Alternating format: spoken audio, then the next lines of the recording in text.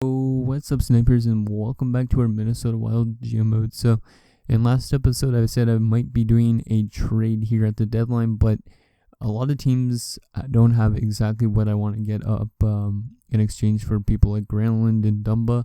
They have like firsts, but they don't have like the prospects and all that type of thing. So don't think I'm gonna be moving them just yet. I think I'll wait till the draft, because both those guys have 2 years left, so we could potentially move them out at the draft still, considering they will have 1 year left then. Another guy that is going to probably be gone from the team this year is Ryan Murphy, because he's got 1 year left and we need to have spots available for upcoming defensemen. So I think we're just not going to make any moves here at the deadline. But yeah, so let's see if there's any trades that do happen at the deadline though. So we'll advance 1 day past the deadline and see if there's any trades around the league. So let's advance 1 day.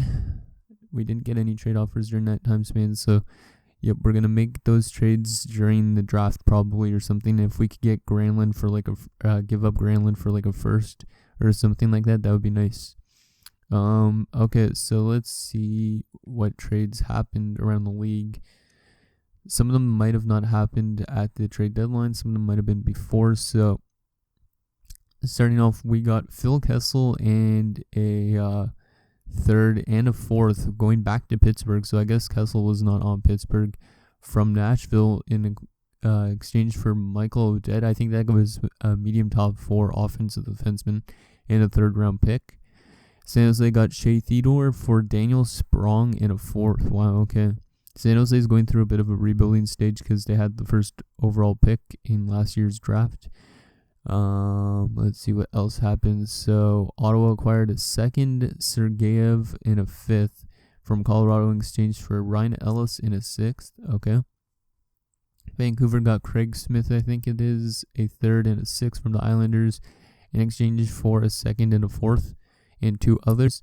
Also, I was looking at the standings, guys, and the Islanders are actually doing good this year. Like, they're in a playoff spot. So, finally, all those medium elites that they've drafted in the early stages of the drafts in, like, this GM mode, they've finally found a way to, like, probably make the playoffs. So, another trade, the final one, is Craig Shingtime and Sammy Haken to the St. Louis Blues for Andre Palat. So, some teams are going through rebuilding stages, and some teams are building up for the playoffs.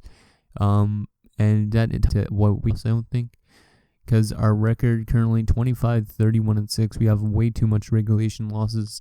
I don't think we're gonna make it, but if we have a very good month and we get all of a sudden more wins than losses, we might have a chance. So let's hope that we don't make the playoffs still, though, because we want to continue on with this rebuild. Our AHL team's definitely not making it, as they're 15-40-8.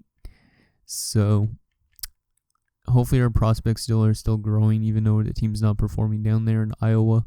So let's sim all the way up to April the 1st. See how this month goes. Starting it off with 3 of 4 points, not bad. And Kirill Kaprizov, our leading goal scorer, goes down with an injury for like a week. I guess we can move Eriksson Ek to the first line. He's up to an 83 now, actually. He hasn't grown that much in his career, which kind of sucks. Who do we have scratched again for forwards? Oh, yeah, Sokolov. That's who it was. That should hurt our chances putting Sokolov there, considering he's going to be playing exactly where Kaprizov was playing, so on the power play, all that stuff. There you are, Sokolov. But I'm hoping, though, that this year is kind of a learning experience for the guys, and then during the off season we come back and we play even better. And we're playing good so far in this month, but that doesn't mean necessarily anything. I don't think we're going to make the playoffs still. So Kaprizov is back. That's good. I think Kaprizov is one of the guys I'm going to keep around for most of his career, at least. I think I'm going to move Lehkonen down to the 3rd line and put Eriksson Ek as the 2nd liner now. And that. Because Eriksson Ek's now listed as a 2nd line forward. I think he's always been listed as a 3rd line checking forward or something like that. We should send out our scout too. I think the WHL had good prospects, but I don't remember. Once again, all these episodes that you guys will be seeing over the next little while are pre-recorded, so just a heads up. But we're playing good this month, which is kind of annoying because now we're hurting our chances of getting a potential first overall pick. But you never know, we could still jump up in the draft lottery. We'll find out those results as well in this episode if we don't make the playoffs, which I don't think we are. 34, 35, and 9, and yes, we failed to make the playoffs. So once again, we are going through our rebuilding stage. And Iowa has had the worst record I've ever seen from an AHL team, 18-51-9. That is a shit ton of regulation losses. Come on, guys, let's just lose the rest of the games. We don't necessarily need to win. There's a 7-1 loss and a 3-2 loss. So we finished the 2023-24 season going 35, 37, and 10. So basically 35 and 47. And our AHL team finishes 19, 53, and 10. Wow. I think we need new goaltending prospects down there in the minors because Hakkinen wasn't getting it done, so that's why I released him and stuff like that. So let's do a season wrap-up. So where did we finish in the standings? That's where I want to know first, and then we'll go to the player stats for the AHL and NHL. So entire league, we finished, let's go down, 24, 25, we finished 25th. Okay, that's not too bad. So currently, if we stay in our position, we have the 7th overall pick. But if we jump up a couple spots, we might have a chance of getting into the top 5. Because it's always possible, because Boston and Montreal literally finished only a point behind us. So, okay, let's just take a look at what our team did good this season. I don't think anything was really, we weren't scoring enough goals, 2.3 goals per game. And we were allowing, it's not the worst, actually. It's kind of in the middle. So we weren't the worst defensive team, but we were a pretty bad offensive team. Power play was probably dead last. No, it was not dead last, but it was still one of the worst in the league.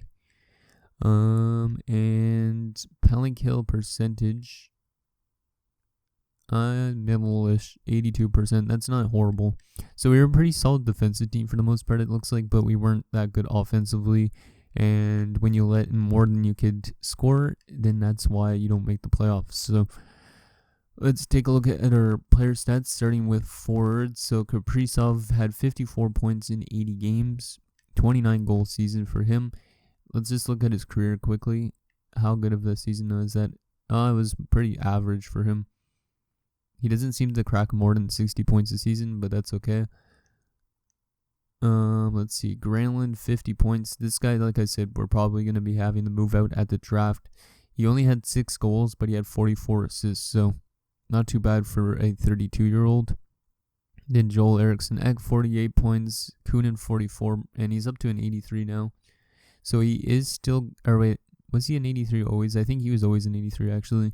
But he still has not grown really that much, so maybe Luke Kunin becomes one of those expendable players down the road. Nick Ritchie, 42 points in his first season with us. Lehkonen, 41 points. Schultz, 29 in his rookie season, so that's pretty solid. He is still an 81, but I'm pretty sure he's going to get up to an 83, 84 by next season still, especially with that medium elite potential. Patan, 23 points. Merch, 22. Kilger, 19 in his rookie season, still 77. Hopefully he grows to an 80-something by next season. Suare, 19 points, still 78. Lundestrom, 18 points, still 76. Sokolov, 3 points in 4 games. Not bad considering he was a 71 only. And now on the defensive side of things, Matt Dumba, 52 points. I think that's his best season yet. Yep, that is definitely Matt Dumba's best season yet. 52 points in comparison to his last year's 29 points. So Matt Dumba had a good year. So he might have his trade value skyrocket. So we might have to move him during the offseason, like I was saying. Ruchin, 26 points, 14 goals, 12 assists. Knubel, 9 points in his second season, I think. Yeah, his second NHL season. because he had this last season was with Vancouver and us. He put up 2 goals with us, 2 assists with Vancouver. Here he put up 9 points and he had 7 goals, so not too bad. Murphy 7 points, Hodges 5 points only in his rookie season. He only missed 1 game, but he is up to an 81, so he is still growing, even though he's not playing the greatest. Negoshin 4 points, Nielsen no points in his 1 game, and goaltending, Corson went 30, 31, and 7 with 7 shutouts and 9.14 save percentage, and a 2.68 goals against average. While Soderstrom 22 games played, 5, 6, and 3. And a 9.11 save percentage and a 2.54 goals against average. Okay, so now let's change over to the AHL and see how the AHL players played. It doesn't really matter about these goaltenders that much because these goaltenders didn't really do much for us anyways, and they're not really prospects. Defensively, we only had 3 defensemen down there. Schrader 20 points in 82 games, and he's up to a 75. So this guy could be jumping to the NHL next season, potentially. Even though he's a 22-year-old already, so he might be coming into the NHL as like a 23, 24-year-old, which is not super old, but whatever. 14 points and Chisholm 3 points a game. Wingers,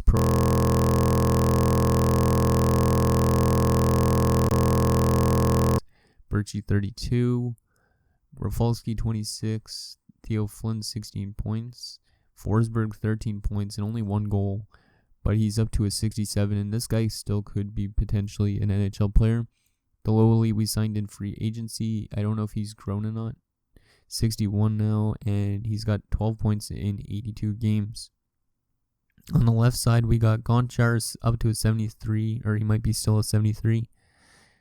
1 second, guys, I just need to clear my throat. Okay, what I was saying is Gonchar 49 points, minus 29, 38 penalty minutes. But I don't think he's going to grow into that elite player that it says. Hecht doesn't seem to be like that either. 35 points still in 82 games. George Lemaire, hopefully he can still pan out. He's 21 and he's a top 6 forward and he's only 67. So he might not be making the NHL team. You never know. 24 points in 82 games though. 20 points for Morrissey. Perrietta 11 points. Griffin 8 points. And in our centerman, Mason Shaw 46 points. Cooperman 45 points, and Peltonen 35 points. Okay, so that's our player stats for the season. Now let's take should we do? Sim all the way up to the not the trade deadline, to the draft or something like that, and see where we are drafting for next episode as we continue our rebuild. So yeah, let's just do that. I might as well. And then we can see who won the cup and all that stuff. So I'll see you guys back up here when we get the draft lottery results. Okay, guys, so the Stanley Cup champions are the Carolina Hurricanes, and the Calder Cup champions are the Cleveland Monsters. So let's take a look at the awards around the league now and see who won what awards. There we go. I don't even know who was on Carolina's roster, if any of our former players were or not. So, Stanley Cup champions, the Carolina Hurricanes. The President's Trophy went to the Washington Capitals. Clarence S. Campbell went to Vancouver, and Carolina got the Prince of Wales. So, it was the Vancouver and Carolina Stanley Cup Finals. Player awards. So, Scheifele takes home the Art Ross. The Hart goes to Steven Stamkos. The James Norris goes to Oscar Klefbom. The Lady Byng goes to Connor McDavid. The Calder Memorial Trophy goes to S. Pushkarev. So, our Rookie of the Year didn't win it, but whatever. I think that guy was a medium elite from a couple, I don't know if he was the first. We've seen that name before. Conn Smythe goes to Michael Hutchinson. He was our former goaltender at one point, so he actually won the Stanley Cup with Carolina, so congratulations to Michael Hutchinson. Thatcher Demko won the Vezina. Hutchinson also won the Jennings, wow. Coyle from Vegas wins the Bill Masterton. Wenberg gets the Selke, and Stamkos gets the Lindsay, and McDavid gets the Richard. Okay. And NHL-wise, Kazanov, Shaw, Bure, Kirka, Kreutzer, Cam Ward, I guess he's in the minors, Bure, Musil, and McNiven. So those are all the awards for the season. Now let's continue assembling up to the draft. and see what spot we are drafting at. Hopefully we can get a good prospect again, like hopefully a good winger to play alongside of what's his name, Bear Schultz, because that would be the plan, at least to build like a first line of the future, maybe a right winger, because we don't see a lot of right wingers, or we haven't had a lot of right wingers. It's more been left wingers, I think, and centermen, and then a lot of defensemen. We need still a goaltending prospect, I think, again, just in case Corson decides he wants to leave the team. Okay, so we moved up to the 3rd overall pick somehow, I think. Yeah, we did. What the hell? Wow. Okay, so we got the 3rd overall pick, so we are definitely probably getting an elite player to play alongside of Bear Schultz. So this is going to be a good team for sure in a couple of years. I don't even know who's supposed to go in the top 5, so we're going to have to check that out. But we got the 3rd overall pick. It's big news here. We had the 2nd overall pick, or the 3rd overall pick last year as well, actually, and that's where we got Schultz at. So hopefully we could get somebody equally as good. That would be nice. I don't know how deep this draft is, if he's going to be an 80 overall or he's going to be a 70-something. So, retirement. So, Sidney Crosby decides to finally hang them up. Same with Alexander Ovechkin. Crosby finishes with more points, but Ovechkin finishes with a shit ton more goals. Simmons up there. Anybody else of note? I don't think so. Doesn't look like it. Vadim Shipachyov retires. That's funny because, yeah, he actually just retired recently with Vegas, but after playing only 1 or 2 games, I think, or 3 games. Roberto Luongo retires, and actually Luongo just broke, I think he actually just passed Curtis Joseph on all-time wins, so congratulations to Roberto Luongo. Pecorino is up there, Corey Crawford, so a lot of solid goaltenders retiring as well this season, so not too bad. Now let's see, because we're up at the draft now. Let's see what we could get with our 3rd overall pick. Hopefully we could get something very nice to help this rebuild, because I think we should be a very good team soon, because we have a lot of youth, but you never know. So what is going in the top 5 this year? So we got an elite center in Tyler Barabel. This guy might be the 1st overall pick because he's an exact elite. Then there's also Nicholas Sawatsky. Oh, I think I did look at the draft class once. He's also a centerman. Another center sniper. Ooh, Vince Lewis. Interesting. A defenseman, offensive defenseman, medium top 4, supposed to be going in the top 5. And then there's also our right wing sniper that I think I want to get. But if these guys are elites, I might want to go with another center. But this guy would be perfect to play alongside someone like Schultz. Eric Fitzgerald, high top 6 forward, right wing sniper. I don't know exactly what we're going to go after, but we'll see. There's another exact elite supposed to go in the 1st round afterwards. Victor Bear or Beyer. That'd be funny to get somebody with the last name Bear to play with Bear Schultz. But yeah, so that's that. Any exact elites for later rounds that we could pin? No, there is not. Okay, so I don't know exactly what we're gonna go after at the draft, but it's gonna be a pre-recorded episode as well. So you guys will find out when the next episode is recorded, which is pretty much gonna be right after this. One last thing we should do before we end the episode is let's edit our trading block again, just in case it removed Granlund. Yes, it did. So we're going to put Granlund, Dumba, and Murphy on here and see if we get anybody that wants to offer us maybe like a 1st round pick or some good prospects for them. Because these are guys I would mind moving out. Like Dumba's got a lot of trade value, like even more than Schultz does. So it wouldn't be bad to move out Dumba now.